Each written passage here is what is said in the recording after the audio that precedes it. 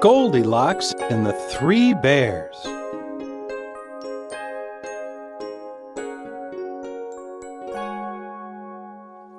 Once upon a time, in a beautiful forest filled with beautiful flowers and trees, lived three bears. There was a large papa bear, a medium-sized mama bear, and a cute little baby bear. The three bears loved to eat breakfast together. Mama Bear cooked on most days, but Papa Bear loved to cook Saturday breakfast. Today was Saturday, and Papa Bear was putting steaming bowls of hot cereal on the table. Mama Bear came into the dining room and looked at the steaming bowls of cereal. She knew the cereal was too hot to eat, but she didn't want to hurt Papa Bear's feelings. So she said, "Why don't we take a walk before breakfast?" "Good idea," said Papa Bear. "We'll take a walk, and my cereal will taste even better when we get back." "Yes!" shouted Baby Bear. "Let's go!" The three bears marched out the door and into the forest, leaving the door open.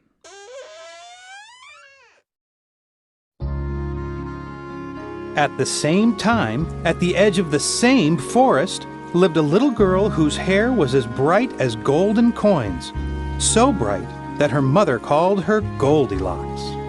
Every Saturday, Goldilocks' mother would spend a long time brushing her hair.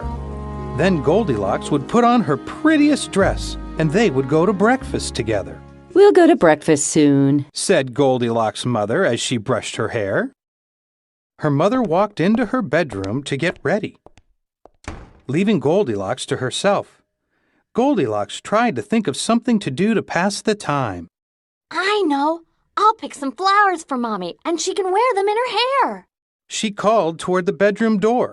"Mommy, I'll be right back." Goldilocks didn't wait for an answer, but skipped out the front door and right to the edge of the forest. She stopped. She remembered her mother telling her to never go into the forest alone. But Goldilocks really wanted to surprise her mother with the flowers. "I'll just go a little ways into the forest, pick some flowers, and come right back out." As she entered the forest, she noticed a little house nestled in the most beautiful yellow flowers she'd ever seen. "Those flowers are yellow, like my hair. Mommy will love them." She walked up to the house and she stopped. She remembered her mother told her not to take something that belonged to someone else without asking. She slowly moved toward the front door. She noticed the door was open. She stuck her head inside. "Hello?" No one answered. She was about to turn around and go home, but she smelled something delicious. She stepped into the house and up to the dining room table. She saw the three bowls of cereal. "Oh, this is the sweetest smelling cereal," Goldilocks said. She called out again. "Hello? Is anyone home?" Again, no one answered. "I'll just take a taste. There's no one here to ask, so I guess it's okay." She went up to the very large bowl. She grabbed the spoon and tasted it. "This cereal is way too hot," she squeaked. She dropped the spoon into the bowl with a splatter. Then she went up to the medium-sized bowl. She took a taste. "This cereal's too cold. Yuck." She dropped the spoon into the bowl with a splash. Then she approached the smallest bowl. She picked up the spoon and tasted the cereal. This cereal is just right." Goldilocks ate every last drop without stopping. "That was so good and I'm so full. I'll just sit for a moment and rest before going home." So, she went into the living room where she found three chairs. She went to the very large chair. She tried to get up into it, but she couldn't. "This chair is way too big," she said. She moved to the medium-sized chair. Still, she was just too small to climb into it. "This This chair is too big, she whined. Then she moved to the smallest chair. Yes, this chair looks just right. But as she sat down on the chair, crack, bang, it broke. Now, Goldilocks was very tired. I'll just lie down for a moment and then go back home. I wonder where the bedrooms are. Goldilocks walked up the stairs where she found 3 beds. First, she climbed into the large bed. This bed is way too hard. Ouch, it hurts my back. She jumped out and climbed into the medium-sized bed. This bed is way too soft, she said. She climbed out and then she climbed into the littlest bed. Oh, this bed is so comfortable. It is just right. Goldilocks fell fast asleep. At just that moment, the 3 bears came home from their walk. They went straight to the table and sat down. Papa Bear said, I'm mighty hungry after that long walk. He looked down at his bowl. How strange. My spoon has been used. I think someone's been eating my cereal. Mama Bear looked at her bowl. Oh, look! My spoon has been used too. There's cereal all over my pretty tablecloth. Then Baby Bear looked at his bowl and began to cry. Someone's been eating my cereal, and it's all gone. And I'm hungry. Papa Bear got up and stomped into the living room. He sat in his chair and growled, and his hungry tummy grumbled. What will we do? He sniffed as he smelled something strange. Someone's been sitting in my chair, he said. Mama Bear moved a little closer, looked at her chair and sniffed. Someone's been sitting in my chair too.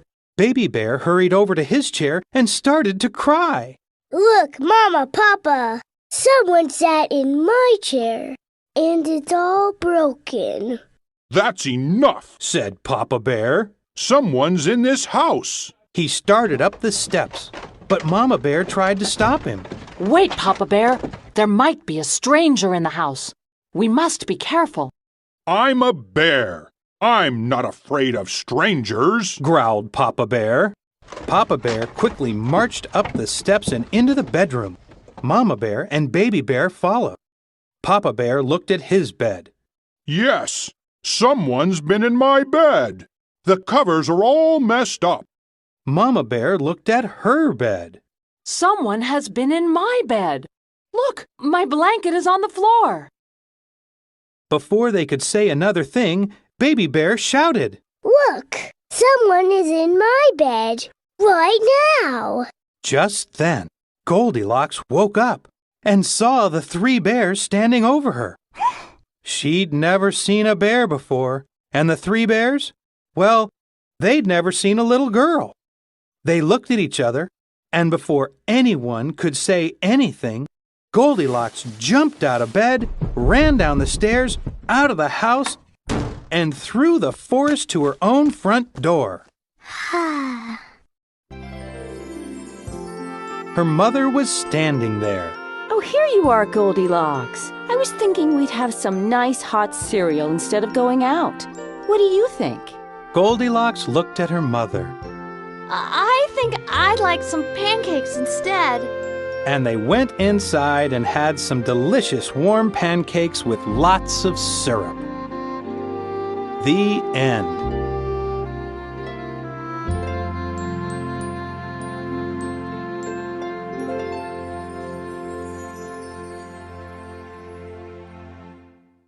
The Grasshopper and the Ants. One warm spring day, a grasshopper was playing in a grassy green field when he noticed a line of ants marching along carrying some seeds. "Where are you going with that big load?" the grasshopper asked one of them. "We're taking these seeds to our nest," squeaked the ant. "But it's such a beautiful day," said the grasshopper.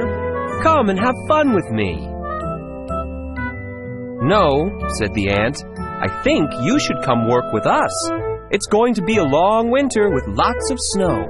You had better start storing your food now." "Why worry about the winter? It's only spring, and there's lots of food everywhere," said the grasshopper as he chewed on a large blade of grass. All through the spring, the grasshopper did nothing except eat and sleep and play. He became quite fat. One day, during the summer, the grasshopper saw the long line of ants again. They were all carrying grains of wheat. "Where are you going with all that wheat?" the grasshopper asked. "We are taking it to our nest to save for winter," said one of the ants. "You should gather some wheat too. It's going to be a long winter with lots of snow." "I have all the food that I need right now," said the grasshopper. "Why worry about winter? It's still summer." All summer, the grasshopper did nothing but eat, sleep, and play. He became even fatter. One day, the grasshopper noticed that leaves were falling from the trees. Autumn had come. Among the leaves, he again saw the long line of ants, all carrying kernels of corn. "Where are you going with that corn?" the grasshopper asked one of the ants. The ant replied, "We are taking it to our nest to save for winter. You should gather some corn too. It's going to be a long winter with lots of snow." "That's too much work," said the grasshopper. "Winter is not here yet, and when it comes, I am sure I will be able to find some food." A few weeks later, winter came, and the snow began to fall. Just as the ants had predicted, the snow was very deep. This was not a problem for the ants, though. They were all snug in their nest with lots of good food to eat. The grasshopper, however, had trouble finding food. He was very hungry and very miserable all winter. By the time winter had ended, the grasshopper had learned a valuable lesson. It is important to prepare for the future. The end.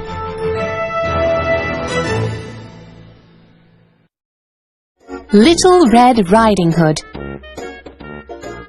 Once upon a time, there was a kind little girl who lived in a cottage near the edge of the woods. She especially loved her grandmother, who had once made her a red wool cape. The little girl loved the cape, and as she wore it so often, she soon became known as Little Red Riding Hood. One day, her mother asked her to take some cookies to her grandmother, who lived across the woods and was feeling ill. As Little Red Riding Hood quickly packed the cookies into her basket, her mother reminded her to stay on the main path and not to talk to any strangers. It was a lovely spring day, and Little Red Riding Hood was soon on her way. As she walked along the main path through the woods, she soon came across a wolf. "Good afternoon," he said with a smile. "Where are you going on this fine day? Are those cookies I smell?" "Yes, they're for my grandmother who lives across the woods. She's ill," the little girl replied. "But my mother told me I'm not supposed to talk to strangers," she added with a frown. "Why, I'm not really a stranger. I believe I met your grandmother once," the wolf lied. "But your mother is right. You should be careful in the woods. Well, have a nice day," he said, as he turned to go on his way. Although the wolf seemed very nice, deep down he was sneaky and mean, since all he really wanted was to eat Little Red Riding Hood. But because men were chopping wood nearby, the wolf didn't dare try. Instead, he came up with an evil plan to trap her. Hoping to get her alone, the wolf said, "Oh, Little Red Riding Hood, since your dear grandmother is sick, you might be interested in taking this shortcut through the woods." He pointed to a small path that led into the dark trees. "Thank you," Little Red Riding Hood answered, "but my mother also said to stay on the main path." The wolf told her that she was a very smart little girl and walked away, thinking his plan had failed. But a few minutes later, he came up with another plan. As soon as Little Red Riding Hood was on her way, the wolf snuck back and took the shortcut himself through the woods, running all the way to Grandmother's house. As soon as the wolf arrived, he knocked on the door. Who's there? Is that you, Little Red Riding Hood? Grandmother called out. Why, yes, the wolf lied, doing his best to imitate Little Red Riding Hood's sweet voice. I've brought you some cookies to make you feel better. Because she was sick in bed, Grandmother didn't get up to see who was at the door, but instead invited him to come in. Of course, before she could even let out a yell, the wolf swallowed Grandmother in a single gulp. The wolf then quickly put on Grandmother's nightgown and hopped into her bed to wait for Little Red Riding Hood, who knocked on the door. Who's there? Called out the wolf, trying now to imitate Grandmother's voice. Hearing the low, scratchy voice, however, Little Red Riding Hood was alarmed. Grandmother, it's me, Little Red Riding Hood. Are you all right? She asked. My voice is low and scratchy from my cold, and I'm sick in bed, the wolf called. Please just let yourself in, my dear, and come into my room, he added. And so she did. As she entered the bedroom, Little Red Riding Hood was shocked to see what she thought were her grandmother's eyes bulging from just above the edge of the covers. Why, Grandmother, what big red eyes you have, she exclaimed. The better to see you with, dearie, replied the wolf, as sweetly as he could. Please, come a bit closer so that I can get a better look at you. As Little Red Riding Hood took a step closer to the bed, she noticed how very large her grandmother's nose suddenly appeared to be. Why, Grandmother, she said with concern, what a very large nose you have. The better to smell your wonderful cookies with, sweet girl. Please come a bit closer so that I may have one, the sneaky wolf said smoothly. Little Red Riding Hood stepped a little closer, then stopped when she noticed how very long her grandmother's ears suddenly appeared to be. Why, Grandmother, she said nervously, what long ears you have. Nothing to worry about. All the better to hear you with. Please step even closer so that I can listen to your lovely voice, my child, the evil wolf replied, getting ready to pounce on Little Red Riding Hood. As Little Red Riding Hood stepped even closer, she became very alarmed at how very sharp her grandmother's teeth now appeared to be. Why, Grandmother, what big, sharp teeth you have! She exclaimed. Yes, my dear, and the better to eat you with, shouted the wolf as he quickly leapt out of bed, pouncing on Little Red Riding Hood. She barely had time to let out a loud scream before the wicked wolf swallowed her too, in a single gulp. Luckily, the woodcutters were now chopping wood near Grandmother's house. They heard Little Red Riding Hood scream, and through a window saw the wolf with a now very big belly sitting in Grandmother's favourite chair. They immediately broke down the front door, grabbed the wolf, turned him upside down, and out fell Little Red Riding Hood and her grandmother. Although they were both shaken up, they were otherwise just fine. The wolf quickly jumped out the window, never to be seen again. From this, Little Red Riding Hood definitely learned a lesson about never talking to strangers. The end.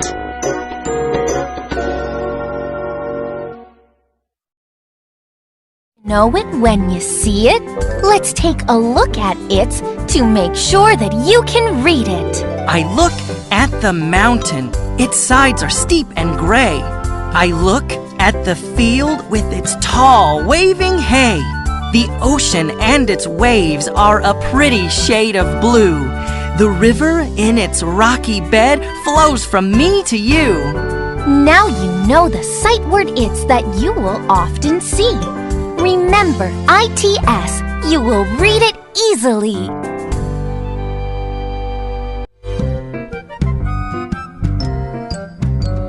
A sight word is a word that you should know when you see it. Here's the word all. Do you know how to read it? I plant all the flower seeds all in a row. I water them all and the flowers all grow. Some are all yellow and some are all blue. See all the flowers? They are all for you. Now you can read all. It's a sight word you will know. Watch for ALL wherever you go. The Tortoise and the Hare. One day, a hare, a kind of rabbit, was bragging about how fast he could run and laughing at a tortoise, a kind of turtle, for being so slow. Much to the hare's surprise, the tortoise challenged the hare to a race. The hare, thinking that this was very funny, accepted the challenge. The hare and the tortoise asked their friend the fox to judge the race. The race began, and of course, the hare took off quickly and was soon far out in front of the tortoise. Soon, the hare had reached the halfway point in the race. Since it was a beautiful sunny day, the hare decided to stop running and play for a while. He then took a nap in a shady spot, thinking that if the tortoise passed him while he slept, he could easily catch up and reach the finish line first. The tortoise, meanwhile, kept walking along slowly and steadily toward the finish line. He couldn't run nearly as quickly as the hare, but he never stopped to rest or play. While the tortoise continued on, the hare lost track of time and slept longer than he intended. When he woke up, he was surprised that the tortoise was nowhere in sight. The hare jumped up and ran off at full speed. But when he reached the finish line, he found that the tortoise was already there waiting for him. Although the tortoise was much slower than the hare, because he did not stop to rest or play, the tortoise had already won the race. Moral of the story: slow and steady wins the race. The end.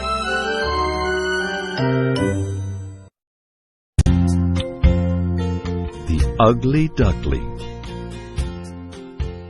Once upon a time, a mother duck was waddling by the lake when she found a rather large, strange-looking egg lying just outside of her nest. "How odd," said the mother duck to herself. "It must have rolled out of my nest." So she gently rolled the egg back into her nest, where she sat on it along with her other eggs, keeping them warm until they were ready to hatch. A few weeks later, the eggs began to crack. Out popped 6 little yellow baby ducks, called ducklings, from the other eggs. 1, 2, 3, 4, 5, 6. The mother duck was excited about her adorable babies.